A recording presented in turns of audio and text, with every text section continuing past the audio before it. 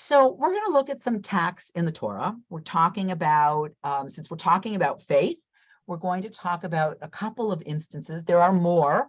We're going to talk about a couple of instances in the Torah where God intervenes in history. And I would say, I'm just going to throw this out there and you can tell me whether you agree or disagree.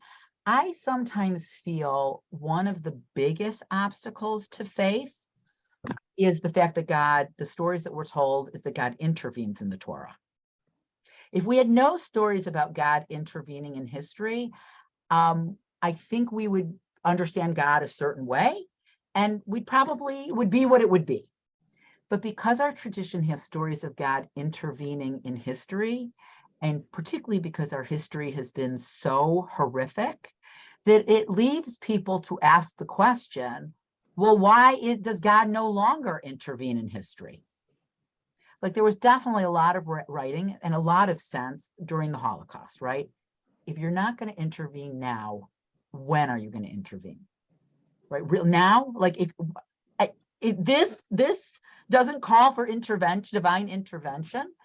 And so I think it leaves a lot of people either, this is the tricky thing about faith, because there are two beliefs about God that we're told in Judaism that in order to believe in God, there are two things we need to believe about God. One, God is all powerful, and two, God is all good. All powerful, all good. So if God says, let's say, doesn't intervene in the Holocaust, what do we say about those two things? What are our choices?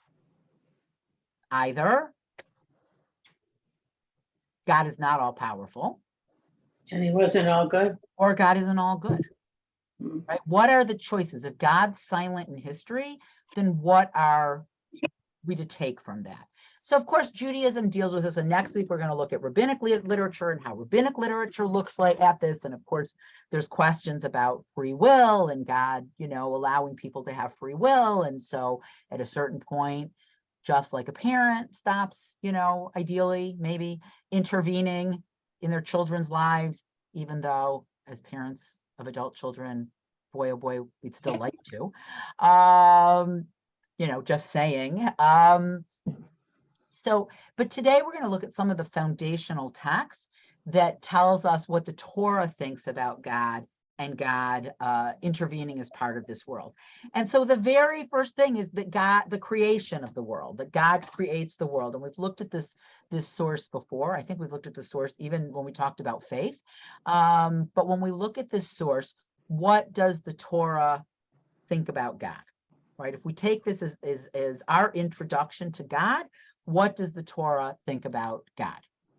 And God said, let us make the human being in our image, after our likeness, and let them reign over the fish of the sea and the fowls of the heaven, the cattle, all the earth, and every beast that crawls upon the earth. So in this initial creation story, we don't know why does God, at this point in history decide time to create a world, time to create earth. I think I've shared with you before this, let us make human beings, that in the rabbinic imagination, God is speaking to his heavenly court of angels, and the angels say, don't do it. You created this beautiful world. You're going to put human beings in the world, and human beings are just going to mess things up. But according to this introduction in Bereshit, what is the human role in the world? To have dominion over the rest of the world. They have dominion over the rest of the world, right? So at just first blush, what does this tell us about God's role in the day-to-day running of the world?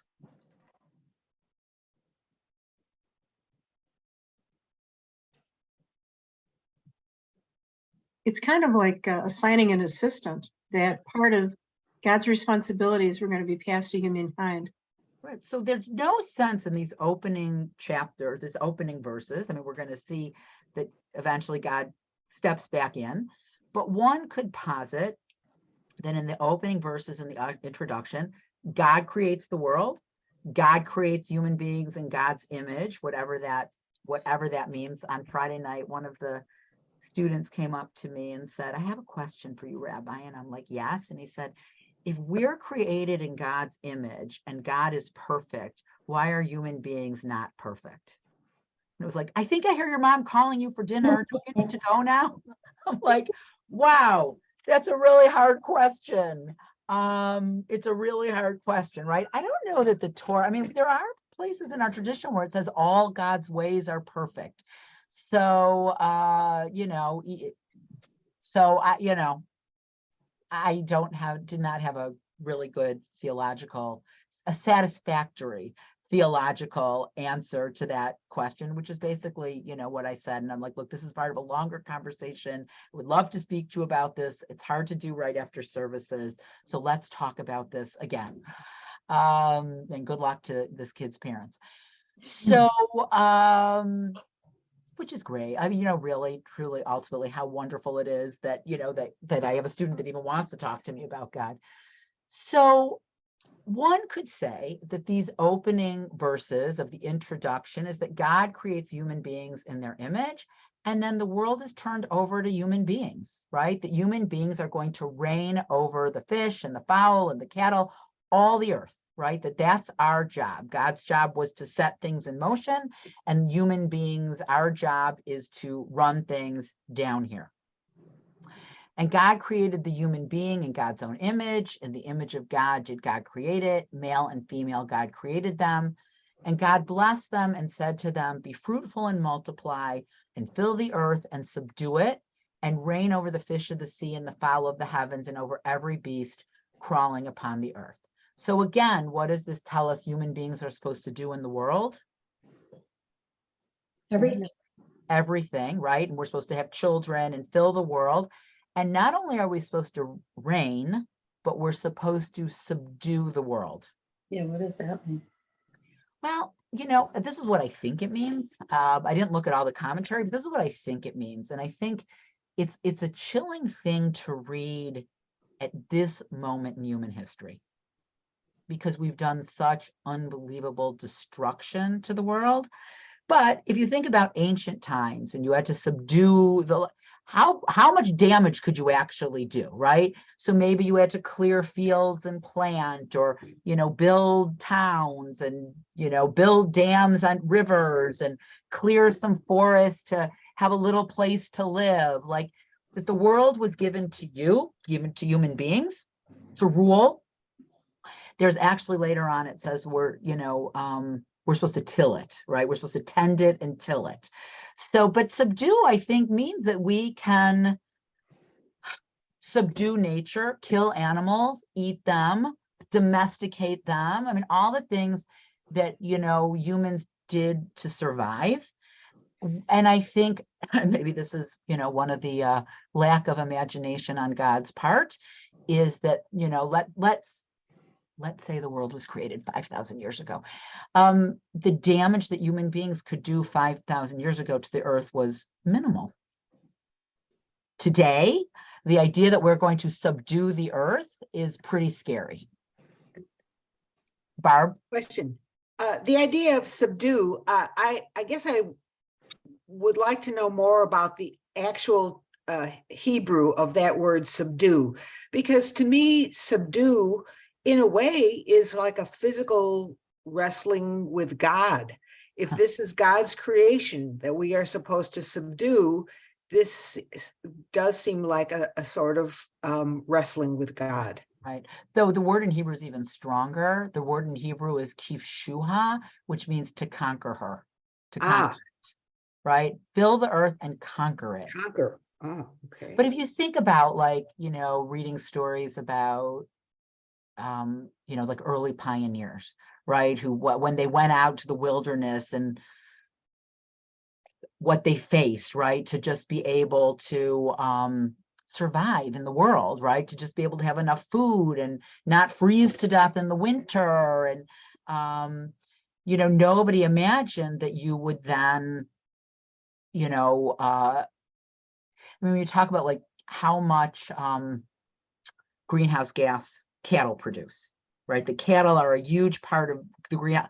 Nobody like 2,000 years ago could have imagined, right, that we're going to have so many cattle and they're going to be on these feedlots and they're going to pollute the air in such a way that, you know, it's going to cause climate change. Like, it was unimaginable at that point that something like having some cows that could provide some milk and some food could be like could end up being a bad thing. Okay, Ina.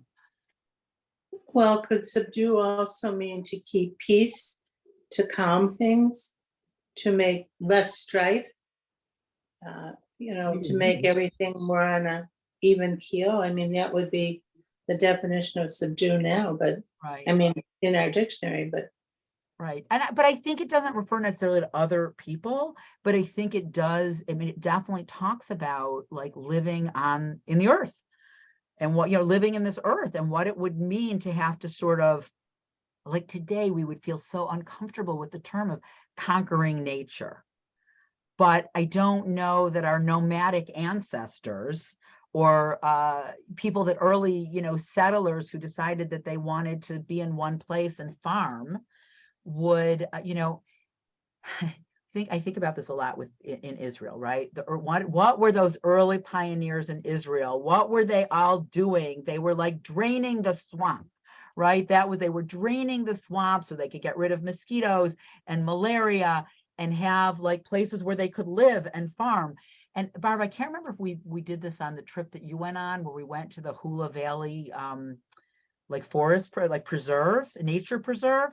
So the Hula Valley is a nature preserve that's in the Galilee, and they re-flooded it, right? They re-flooded it because it's not actually, it may be good for human beings, but it's actually not good for the environment to drain all the swamps and plant cypress trees that are not native.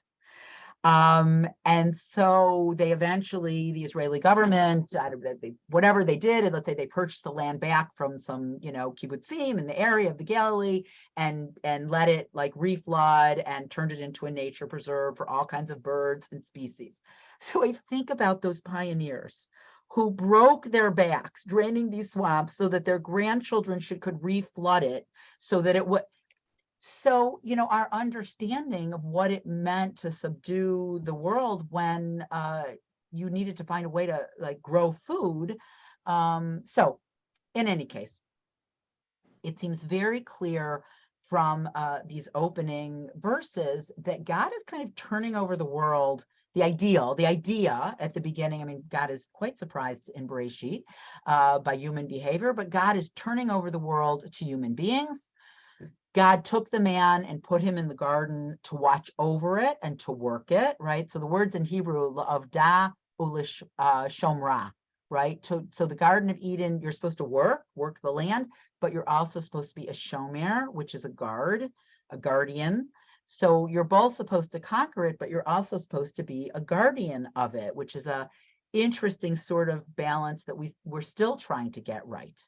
In one of the big political debates that sometimes occur between Democrats and Republicans, when we used to have policy debates that actually had two sides, is you sometimes see the debate of the environment versus jobs. And, a reasonable person, particularly if you're a reasonable person who needs one of those types of jobs in a factory or what is the balance between building a factory that might cause more pollution but provides people with jobs versus not building it, right? What's the building a pipeline versus not building it? And there could be a case, right, made for both sides about bringing jobs to an area versus, protecting, spending more, being able to protect the environment. And so these opening verses of Bereshit tell us that there's, there's kind of a balance, right, between conquering something and guarding something. And depending on the situation, we're called upon to do one or the other. The Lord God commanded the man, saying, of every tree of the garden you may freely eat, but as for the tree of knowledge of good and evil, you shall not eat of it, for as soon as you eat of it, you shall surely die. So this all sounds really great. God turns the world over to human beings. And what do the human beings do by the end of day 6? We're not looking at the text, but if you remember the story, they don't follow God's commandments, they eat of the tree, and God has to expel them from the Garden of Eden. God actually makes them clothing, makes them clothes before they go, and sends them out in the world to be fruitful and to multiply and to conquer and guard the world. So while God has to interact a little bit at the end of this story, the ideal is set out in the book of Bereshit is not a God that intervenes in history, that intervenes in the world, but the first original blueprints was to turn the world over with the assumption that human beings would, in spite of being warned in Midrashic literature, that human beings were going to do a much better job in taking care of the world and doing what it was they were supposed to do. And then just a few chapters later, you get the story of Noah and the flood. So again, when we look at this story, which you should know fairly well, think about what is God's role in this story juxtaposed to what we just read 6 chapters earlier. The Lord saw that the wickedness of humanity was great in the earth, and that every inclination of the thoughts of his heart was only evil continually. And the Lord regretted that God had made humanity on the earth, and it grieved God's heart. The Lord said, I will blot out humanity with whom I have created from the face of the earth, both human beings, beasts, and creeping things, and fowls of the heaven, for I regret that I have made them. So what's the stance in this story, and how is it different from the opening chapter, the creation story?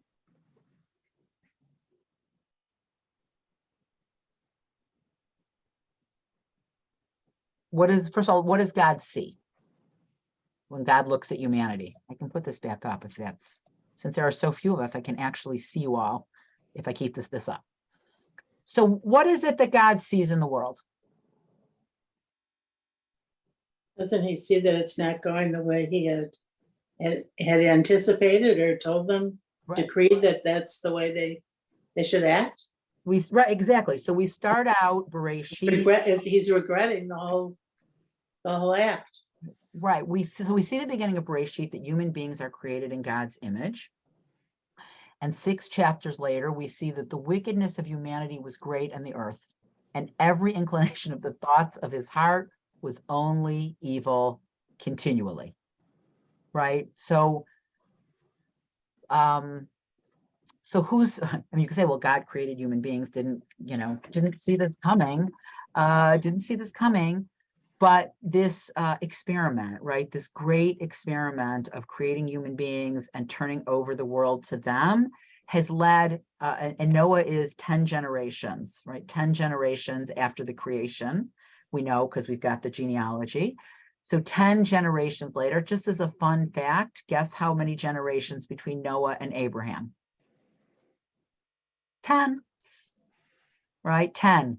So you've got the Garden of Eden, you've got the failed Noah, and then you've got the next hope, 10 generations that Abraham will, in theory, teach his children ways of righteousness.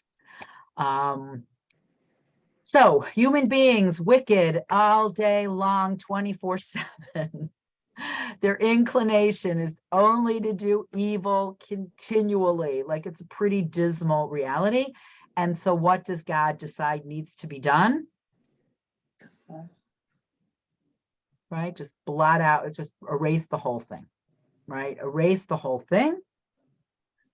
And then start over again with Noah, right? Only Noah was the only good guy in the whole generation. Yes, Barb? What went wrong there? If God created humans in his image and humans, every inclination of the thoughts of their heart is only continually evil, what supposedly went wrong? Is that free will or? Yeah, I mean, I would say yes. Theologically, we understand that human beings are created with free will. I think I shared this story last week about the movie The Quarrel.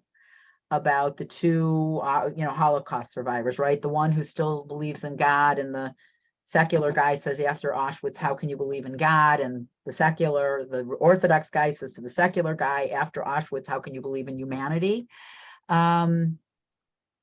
It's, that's the question, right? That's the question. When so much of our theology is a theology of, I would say a modern theology, if you have one, is a lot of questions and disappointments about God not intervening, why God even create. I mean, didn't you look down and go like, I could tweak human, like, why don't you just tweak human nature? Wouldn't it be easier to tweak human nature rather than to destroy the whole world and start all over again? Like, if we were faulty, couldn't you fix, do 2.0, human beings 2.0? And though God maybe thinks of destroying the world and starting over with Noah will be human beings 2.0, but guess what? They're just as bad as human beings 1.0. There's no moral improvement whatsoever.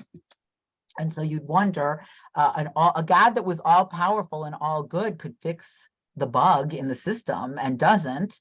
So I don't know theologically how you answer that. But obviously, as much as we can, blame God for evil, human beings, we do quite a good job on our own, really. Thank you very much. So, God calls upon Noah, right? God is going to put his bet with this the one moral person amongst all of the corrupt, evil people. And God's going to put his bet. And then the plan is, in theory, I suppose, to start again. Okay, so I had to do it, didn't want to intervene, left them alone for 10 generations. Things just were so bad, had to step in, try to, restart the whole program, doesn't work. And the possibility of choosing Abraham and one people. So, okay, I'm going to concentrate now on Abraham and this one people and give them, eventually give them a Torah and give them all this instruction, and they'll be able to do better. And we did better than Noah's generation. I mean, I think the Jewish people, like, if we line up against Noah's generation, we've done much, much better. I wouldn't want to put us in a contest with all humanity. Like, we've done some really good things, but we have been far from, I think I said this last week too, we haven't been powerful enough to perpetrate the evil that powerful people can perpetrate. And now that the state of Israel has power and sovereignty, we really struggle with what it means to have a sovereign government, and that power and the occupation and the day-to-day life of the average Palestinian under the occupation, and our expectations that we want our Jewish state to act in a more moral and better way than other nation states, and the real politic and the disappointment. One of the, I would say, probably most difficult, I mean, there are so many difficult things, but to take it out of the realm of the occupation, Israel's relationship with Turkey.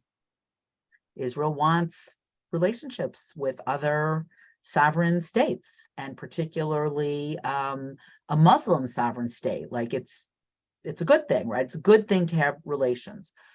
One of the price that the Israeli government needs to pay for having normalized relationships with Turkey is that it may not speak about the Armenian genocide.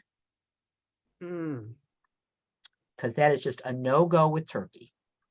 That's a bad thing. Right. What a dilemma, right? The Jewish state cannot speak about a genocide. Us, of all people, cannot speak about a genocide if we want relationships with Turkey. And the Israeli government made the decision that it would have a relationship with Turkey. They're accepting that? And this is old already. I mean, this is, yes, the Israeli government has accepted that as the price to pay for living in the real world and real politics. It's a So, balancing act, just like just like That's the right. US has the same kinds of Right. issues. Right, it's all a balancing act. It's all a balancing act. And so Israel's had to done a balancing act between Russia and the Ukraine, right? Israel has supported Ukrainian refugees, brought them, Jewish Ukrainian refugees, brought them to Israel, supported them, sent aid at the border, but they're not going to send Ukraine weapons because they can't afford, they don't think they can afford, they can't afford to jeopardize their relationship with Russia. And by the way, there are plenty of Jews living in Russia too. So, you know, anyways, that was just a little treatise on the Jewish people and sovereignty. Okay, so again, God's like, you know, we're gonna try again. Doesn't work so well. And now we're going to look at, it was just this past week's Torah portion. So anybody that was in synagogue this past Shabbat, I actually spoke about these opening verses of Va'era, of Parshat Va'era. I will say, and I don't know if anybody could tell, like when I was preparing this, like sometimes I read these verses and it actually brings tears to my eyes. And when I read them out loud on Shabbat, I found myself feeling emotional. This is the foundational story of God acting in history.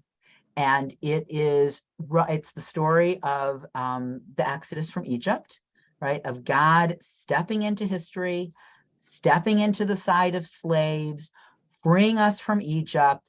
I asked people on Shabbat morning, where do you find the story of being freed from Egypt? And of course, Pesach, the Haggadah, the liturgy, Kiddush. We talk about Zecher Yetziat Mitzrayim, that we remember the Exodus from Egypt, you know, in perpetuity as this unbelievable, and if you read the Haggadah, there is a lot like underpinning the Haggadah of like, if you did it once, you'll do it again, that we're living in oppression. You know, for 2,000 years, there was the belief that you couldn't, even if you could politically, that you couldn't rebuild the state of Israel, that you couldn't regain sovereignty, that only God could bring back sovereignty. And we prayed for that, right? Restore us to Zion, you know, bring us back next year in Jerusalem. It was really the early Zionists that were like, we're not waiting around for God, and we're politically going to work to make this happen. But for 2,000 years, there was the belief that God, when God was ready, God would restore us. And so once you have a theology like that when God is ready, God is going to restore us, that's what leads you to ask the question, why? Okay, where are you? Why not now? How much worse do things have to get? But let's look at, you know, the basis. And it's, as I said, it's so beautiful and it's so powerful and it's very theologically challenging. God spoke to Moses and said to him, I am the Lord. I appeared to Abraham, Isaac, and Jacob as El Shaddai, but I did not make myself known to them by my name, Yud-Heh-Vav-Heh. I also established my covenant with them to give them the land of Canaan, the land in which they lived as sojourners. So I established this covenant with Abraham, Isaac, and Jacob, promised that they would have this land, the land that we call the land of Israel. I have now heard the moaning of the Israelites because the Egyptians are holding them in bondage, and I have remembered my covenant. Say therefore to the Israelite people, I am the Lord. I will free you from the labors of the Egyptians and deliver you from their bondage. I will redeem you with an outstretched arm and through extraordinary chastisements. I will take you to be my people, and I will be your God, and you shall know that I, the Lord, am your God, who freed you from the labors of the Egyptians. I will bring you into the land which I swore to give to Abraham, Isaac, and Jacob, and I will give it to you for a possession. I am the Lord. So what's happening here, and how does this differ from what we read in the story of creation?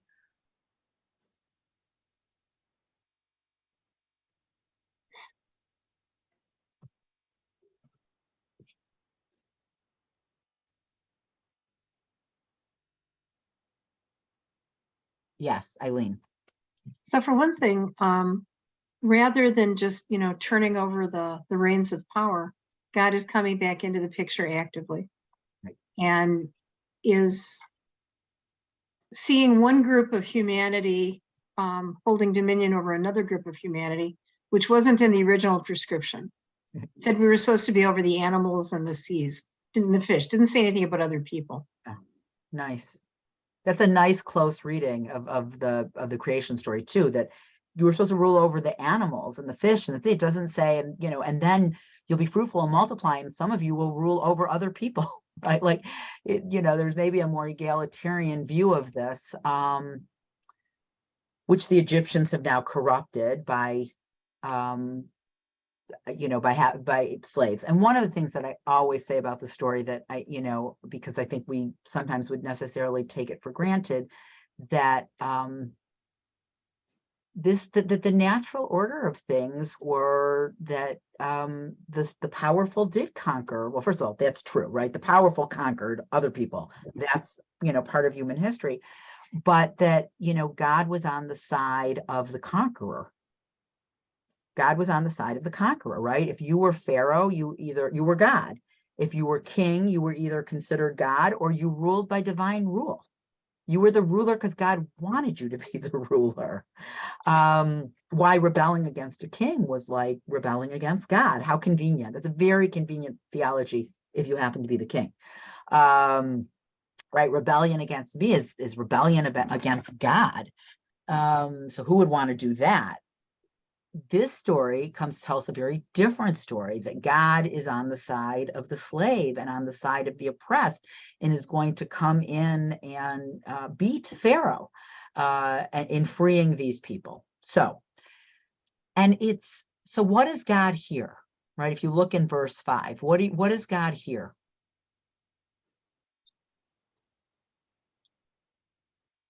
The Hebrew is Naket B'nai Israel. Yeah, it's like, which is translated crying, right? I shamati. I heard them crying. I heard them cry. Right? It could be moaning, crying, weeping. A God that hears the cries of slaves.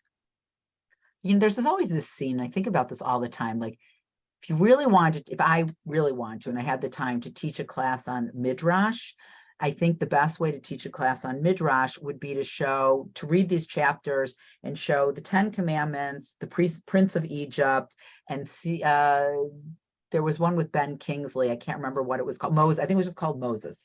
And looking at how these 3 different movies tell the story and what they emphasize.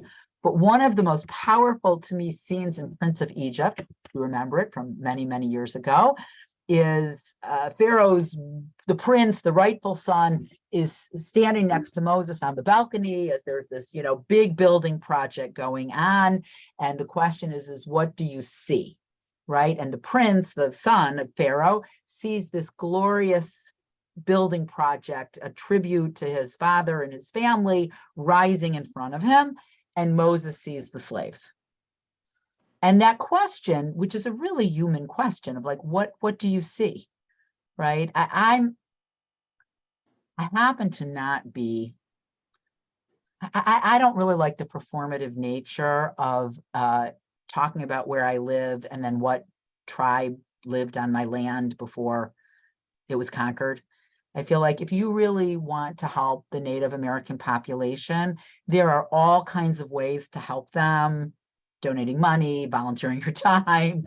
I don't think mentioning that the Iroquois lived on this land is really helping them one way or another. So, okay. However, in fairness to the people that think that I'm wrong about that, what do you see? Like when you look at your house, do you see your lovely house and you're comfortable, you know, whatever? Or do you see that, you know, people were displaced so that you could actually have this cushy lifestyle? So, you know, and there are many ways. I mean, we could ask this about everything, right? What do we see when we look at something? Do we see the problems and the injustices that are underneath it? And sometimes we do, and sometimes we don't. But to say that God, in ancient times, to say that God saw the suffering of human beings was actually something quite new and different. And so this is in Judaism, we say that God, besides we say that God is all good and God is all powerful, we say that God is the creator and the sustainer. right? The creator and the sustainer of the world. So the creator is the very big, dramatic, God said, let there be light, and there was light.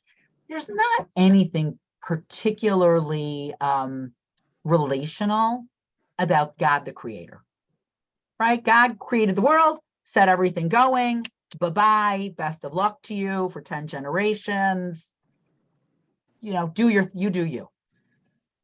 God, the sustainer, God, the God that freed us from Egypt, is a God of relationship, right? It's a God of relationship. So, they each play their role in like how you can't really get that warm and fuzzy with God, the creator, right? God, the creator isn't the God that you're going to pray to, when you have a sick member of your family. You understand that God set things in motion and isn't in the world to have a personal relationship with you. That may be theologically satisfying. It may be theologically disappointing. This is a different God. I hear people crying out to me, and I'm going to free you. I'm going to step into history. This is the God we all wished we had. I'm going to step into history. I'm going to take you to be my people, like we are my people, and I'm going to be your God. This is a very loving, personal relationship. You will know me. You'll know that I freed you, and I'm going to bring you into the land of Israel. Like I'm going to take care of you. I'm going to get you out, and I'm going to take you home. Barb? Maybe it's like I realize you're not grown up yet, because it sort of seems like more limited expectations of man. Instead of I give you dominion over the earth, it's like I will relieve you from bondage and give you the land as a possession. I mean, that's the most that we get. We get the land as a possession. We don't necessarily have the kind of dominion and rulership over it that we did in Bereshit. Right. And I was like, God gave us the land, but he forgot to tell the people that live there. But right. So this is the God that acts in history. And then of course, if your expectation is that this is the kind of God that's out there, like theologically, we might be more comfortable with the God of creation, right? I see that God doesn't really act in the world. I don't expect God to act in the world. The world was left to us. It's up to us. If we fail, the world fails, and we just do the best we can to make, the world a little bit better because we were here.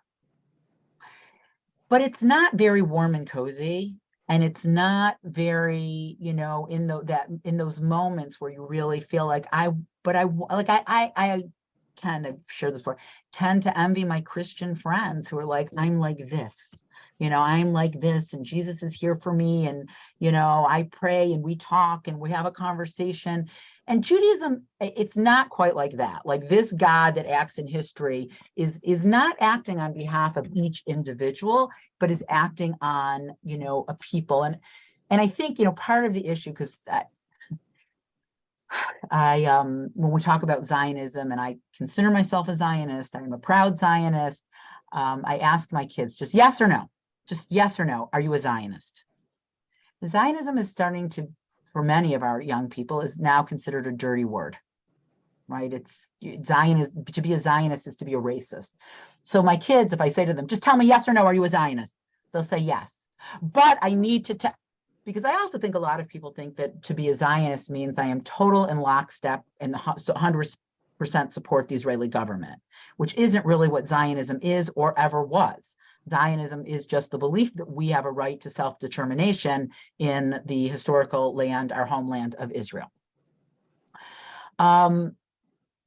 But because I'm old enough, even though I was a child and lived through 67, and that sense of, this juxtaposition of the Holocaust, where it's like, where is God and why isn't God acting in history? And for many of us in 1967 or 1948, I didn't live through 1948, right? That, this little teeny ragtag army defeated these Arab armies that had joined, the small, the few against the many, to establish the state of Israel in 67, under attack to take back Jerusalem and reunite Jerusalem. for many people, that did feel like God acting in history, and it did feel like a miracle, and it did feel like God hadn't, even though there were all these unanswerable questions about the Holocaust, this sense that, we hadn't been abandoned and we could flourish and we could after 2,000 years. And so, to come to a point where many of us, I'll include myself in this, are so shocked and so disappointed by this and worried and ashamed of this new Israeli government. It's like, what does a miracle actually even look like? What does a miracle even look like? And frankly, if there was a miracle in the reestablishment of the state of Israel, it's not being messed up by God. It's once again being messed up by people.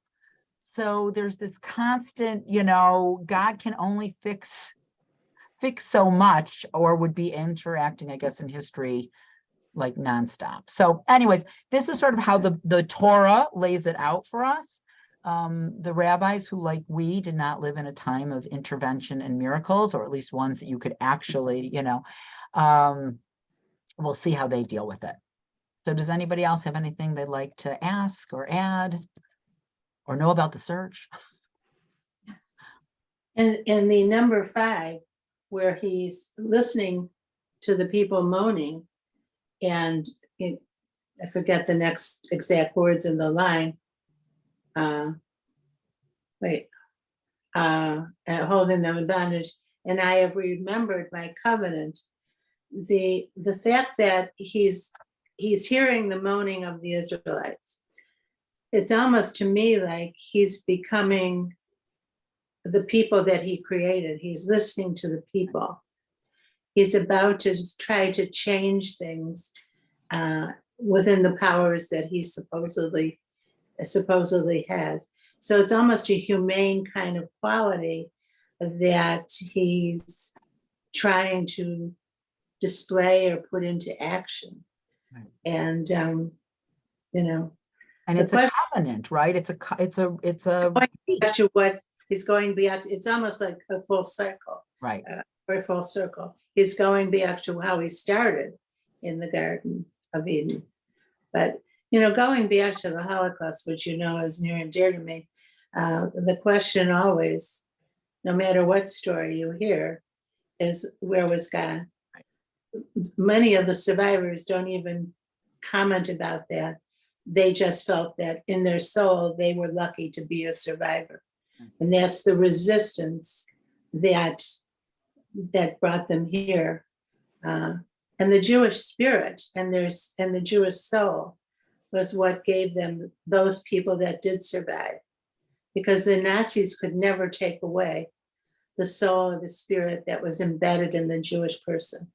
They could take away their life, but never their soul or spirit. One of the things that I read on Shabbat that I just loved so much, and I'm going to paraphrase, because in front of me is a quote by Rabbi Sharon Brous, that the belief, right, that you could bring people from darkness to light, from suffering to redemption, that's the greatest Jewish story ever told. Mm. And I thought about, not as dramatic as, other times in history, but I thought about that type of a thing a lot during that first year of COVID, which, I felt like it was, house arrest. It was pretty cushy, all in all, but I didn't sign up my whole life to be in this room, run a synagogue from this room, run a life from this room. And I thought a lot about the hope to live another day, and that we're gonna, in the sense of when the vaccine was finally rolled out, that, and there were so many Jews involved in the technology of getting this to us. This sense of, this is the Jewish story, right? From darkness to light, from slavery to redemption. Eileen, you were gonna. Yeah, this is where having a teeny bit of knowledge becomes a problem. Looking back at the times in history when things were so dark, and Holocaust wasn't the first time. There were the various expulsions from countries, the other places where the Jews were really set upon. But when Mordechai Kaplan talks about 3 different ways of being a part of the Jewish community, that you can believe, you can behave, or you can be part of the community. I think maybe through the Holocaust, that sense of community, the holding hands with one another, whether you were in the dire straits of the concentration camps or in the ghetto, may have been the strongest piece of it. Theology may have taken a back seat at that point, and it was your fellow Jew that was your strength. Look, if that's what Israel, that's, I think, what we're all I'm struggling with, right? Because I feel like Israel also, right? Whether it was, I don't believe necessarily in God, but I believe in the founding of the state of Israel. I believe that Israel, whatever it was that you believed about Israel and the Jewish community, once Israel was established, was more or less in lockstep about that. It was also an amazing fundraising tool.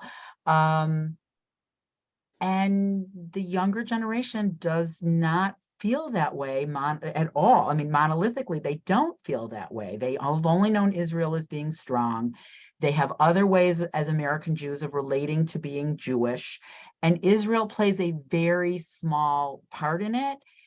And they can read the newspaper. They have moral voices. They can see that, things aren't great. And then, of course, what they hear on the college campus is, Israel's, so demonized. And I just had this really super interesting conversation with an educator from the Hartman Institute who's working on some curriculum for teenagers about how to talk to teenagers about Israel. And, the sense that you cannot do this like propaganda, gung-ho, that just isn't going to work for this generation. But I think in that generation after the Holocaust, Israel gave people such hope and such faith and something to either whether they believed or they behaved or they held hands with. And the American Jewish community does not need Israel in that way anymore. And so then how do you talk about Israel? And it's all, and we don't know yet. Like we kind of don't know yet. It's just unfolding, and it's hard not to be disappointed about the changes, but I'm trying to also be realistic about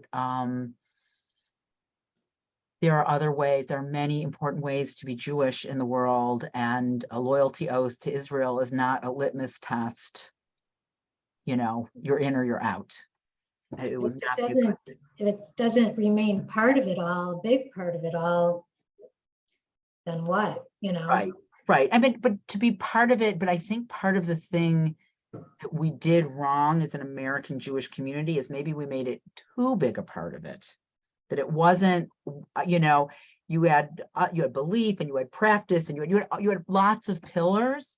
And because maybe because of the Holocaust, maybe because of assimilation, maybe it was too big a part of it. So that when you take it away, it's like that three-legged stool, right? It can't balance. It was never meant to be all three legs or two of the three legs. I don't know. I'm exploring this with other educators and trying to sort of figure this out. But it's complicated. Right. I don't know that we'll get it figured out, but I don't feel like we can, also write off our young people who feel who feel the way they feel. I don't think that's the right way to handle it either. All right, everyone, listen, have a lovely day. I will see you all very soon. Have a good week. Thank you, Rabbi.